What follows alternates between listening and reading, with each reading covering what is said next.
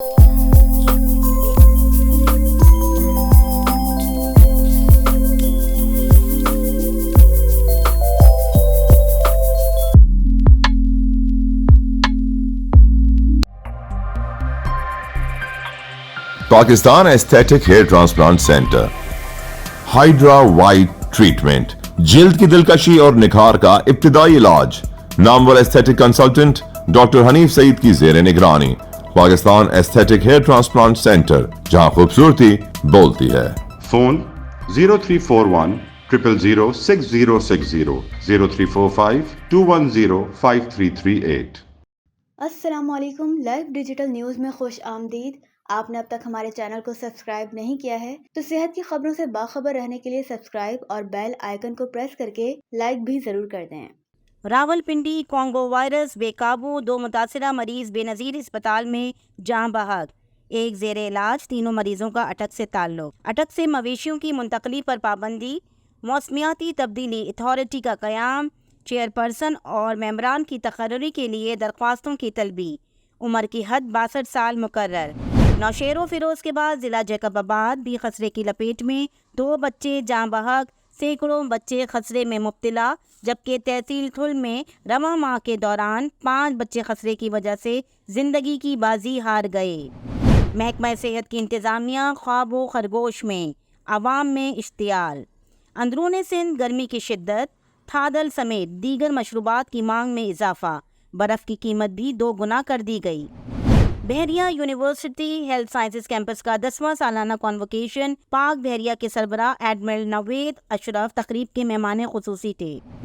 جناب post graduate medical centre کی سابق ڈائریکٹر ڈاکٹر سیمی جمالی کو ہم سے جدا ہوئے 1 سال بیت گیا۔ تفصیل سراج الدین امجدی کی خصوصی رپورٹ میں ملاحظہ فرمائیں۔ السلام علیکم ورحمۃ اللہ وبرکاتہ۔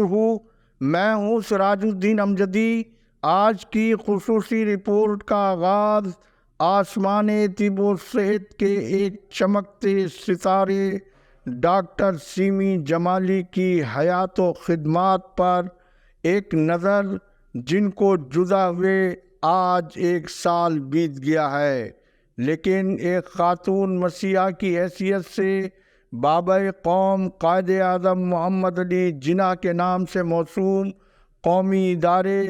جناح پوسٹ گریجویٹ میڈیکل سینٹر کو غریب مریضوں کی صحت و تندرستی کا ضامن ادارہ بنانے کے لیے ڈاکٹر سیمی جمالی کی انتھک محنت اور بے مثال خدمات ہماری قومی طبی تاریخ کا ایک ایسا روشن باب ہے جسے کبھی فراموش نہیں کیا جا سکتا۔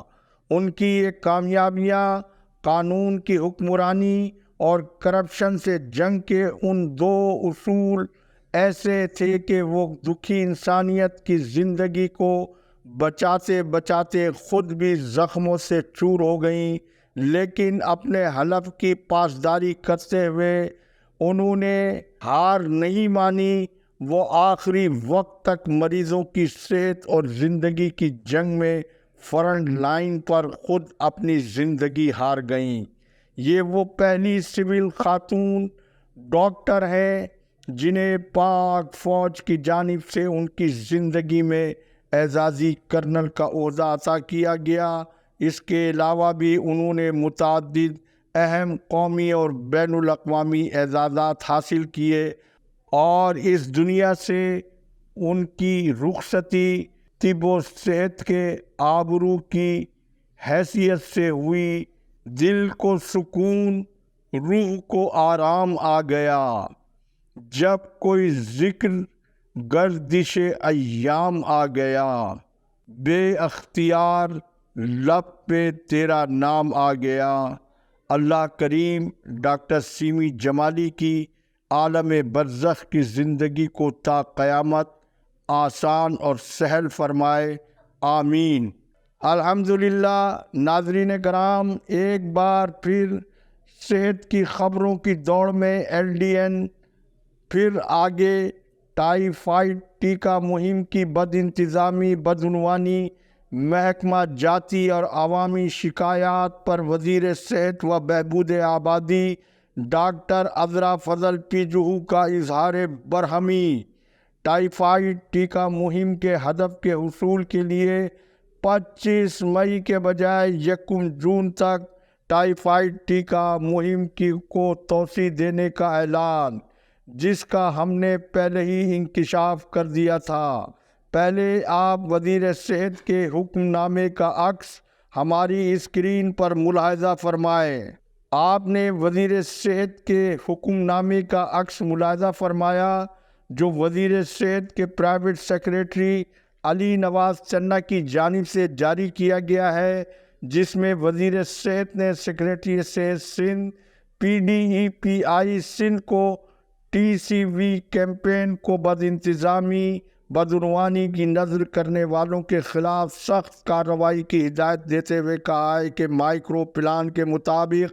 کوریج رپورٹ کی جانچ پڑتال کے بغیر کسی کے بلز نہ ادا کیے جائیں اور مہم میں غیر متعلقہ لوگوں کی شمولیت سمیت انتہائی کم حد کی کوریج کی حامل یونین کونسلوں کے معاملے کا بھی جائزہ لیا جائے اور متعلقہ سپروائزر سے مکمل چھان بین کی جائے، جبکہ ناظرین خبر کے اندر کی خبر کے مطابق جس کی اجمالی تفصیل سے ہم نے پہلے بھی آپ کو آگاہ کیا ہے کہ مذکورہ ممکنہ انضباطی کارروائی سے بعض ضلعی صحت افسران اور ان کے ماتحت عملے کو بچانے کے لیے ایک صحافی نے پہلے سیکریٹری صحت کے ہمراہ اپنی تصویر کو سوشل میڈیا پر وائرل کیا اور بعد ازاں ضلع وسطی کی کارروائی کو جواز بناتے ہوئے تعذیبی کارروائی کو رکوانے کے حوالے سے اب تک لاکھوں روپے بٹور لیے گئے ہیں۔ آنے والے دنوں میں دیکھنا یہ ہے کہ وزیر صحت کے حکم پر عمل درآمد ہوتا ہے یا پھر رشوت دے کے پکڑا گیا اور رشوت دے کر چھوٹ گیا کا معاملہ ہوتا ہے۔ جبکہ دوسری جانب ہیلتھ مینجمنٹ کیڈر کا متنازع اور خلاف قانون معاملہ سندھ ہائی کورٹ میں زیر سماعت ہونے کے باوجود حکومت سندھ اور محکمہ صحت کی جانب سے شعوری یا لاشعوری طور پر جنرل کیڈر کے ڈاکٹروں کی ترقیوں کو روک کر ہیلتھ مینجمنٹ کیڈر کے جونیئر ترین ایسے ڈاکٹروں کو ترقی اور تقرری دینے کا لامتناہی سلسلہ جاری ہے کہ بورڈ 1 اور 2 کے حالیہ اجلاسوں کے بعد حکومتی جماعت کی ذیلی تنظیم پیپلز ڈاکٹرز فورم اور YDA سمیت جنرل کیڈر ڈاکٹروں کی پروموشن کمیٹی سمیت ترقی نہ پانے والے ڈاکٹروں میں شدید رد عمل دیکھنے میں آیا ہے، جس میں انتہائی ترین جونیئر ڈاکٹر ثاقب شیخ کی ترقی اور تقرری کو چمک اور PDF کی ایک لابی کی کارستانی قرار دیا جا رہا ہے۔ چونکہ محکمہ صحت کی جانب سے نگراں دور حکومت سے تاحال ترقی پانے والے جنرل کیڈر اور ہیلتھ مینجمنٹ کے مشکوک کیڈر کے افسروں کی سینیارٹی لسٹ کو محکمہ جاتی سطح پر پبلک نہ کر کے انتظامیہ اور ارباب اختیار آج خود سوالیہ نشانات کے جواز پیدا کر رہے ہیں۔ ذرائع کے مطابق حالیہ ترقیوں کے اندر بورڈ کے اندر 94 افسروں میں سے صرف 4 افسروں کی ترقی اور 1 افسر کی تقرری نے محکمہ صحت میں ہنگامہ خیز صورتحال پیدا کر دی ہے۔ پہلے آپ ترقی پانے والے مذکورہ 4 افسروں کے نوٹیفیکیشن کا عکس ہماری اسکرین پر ملاحظہ فرمائیں۔ آپ نے ترقی پانے والوں کا نوٹیفیکیشن دیکھا۔ اب آپ جنوری 2024 میں ڈاکٹر ثاقب علی شیخ کو نگراں حکومت کی جانب سے ڈائریکٹر ہیلتھ سروسز کے دیے جانے والے اضافی چارج کا نوٹیفیکیشن بھی ہماری اسکرین پر ملاحظہ فرمائے۔ آپ نے جو نوٹیفیکیشن اسکرین پر دیکھا ہے، اس کی آخری سطر میں لکھا ہے کہ اسٹاپ گیپ ارینجمنٹ۔ مجھے حیرت ہے کہ چیف سیکریٹری سندھ جیسے منصب کا ماتحت عملہ انہیں زمینی حقائق سے بے خبر رکھ کر محکمہ صحت کے ایسے حکم ناموں پر ان سے دستخط لیے جا رہے ہیں جو زمینی حقیقت کے بالکل برعکس مبہم اور مشکوک نوعیت کے ہیں، کیونکہ محکمہ صحت آج کل کسی کی سینیارٹی خلاف قانون ظاہر نہیں کر رہا ہے۔ ڈاکٹر حسن جلوانی جنرل کیڈر گریڈ 20 کے سینئر ترین افسر ڈائریکٹر ہیلتھ سروسز آفس میں موجود ہیں، لیکن ان کی سینیارٹی کو بلڈوز کر کے گریڈ 19 کے جونیئر ترین افسر ڈاکٹر ثاقب شیخ، جو غالباً 2000 یا 2003 کے پبلک سروس کمیشن کے ذریعے بھرتی ہوئے ہیں، ان کو خلاف پر کرنے کے نام پر سیکریٹری صحت اور چیف سیکریٹری صحت کا مذکورہ اقدام نہ صرف حیران کن بلکہ ماورائے قانون ہے۔ جبکہ بورڈ اجلاس میں ڈاکٹر ثاقب کی ترقی کے ساتھ ان کی تقرری کو مستقل کر دینے کے معاملے سے تو بلی بالکل تھیلے سے باہر آ گئی ہے۔ چہ گوئیاں ہو رہی ہیں کہ دال میں کالا ہے یا پوری دال ہی کالی ہے۔ متاثرہ امیدوار اس لاقانونیت اور ناانصافی کے خلاف نہ صرف سروس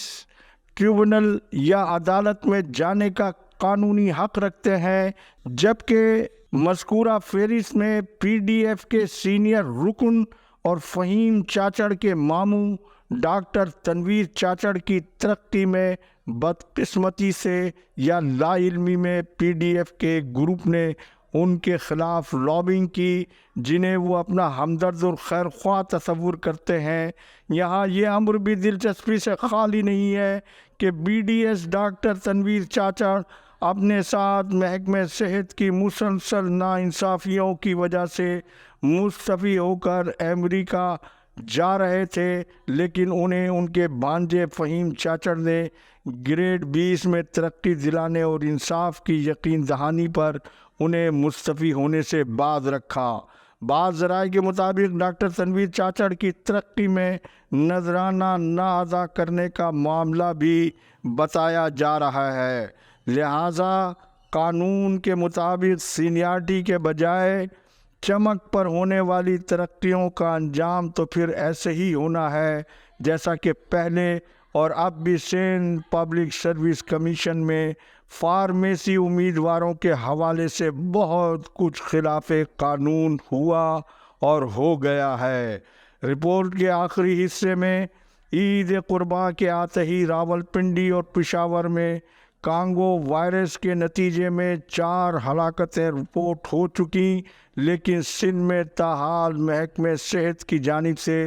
کانگو وائرس کا الرٹ جاری نہ ہونا محکمہ صحت سندھ کے ارباب اختیار کے خلاف ہمیں گھناؤنی سازش محسوس ہو رہی ہے، جس کا اظہار ایل ڈی این نے اپنی پالیسی اور صحافتی ذمہ داریوں کو پورا کرتے ہوئے اس لیے کر دیا ہے کہ بلوچستان سے لائے جانے والے جانوروں میں گزشتہ سالوں میں کانگو وائرس محکمہ صحت سندھ کے ریکارڈ کے مطابق رپورٹ ہوتا رہا ہے۔ اس کے ساتھ ہی اللہ حافظ، پاکستان زندہ باد، عوام و افواج پاکستان پائندہ باد۔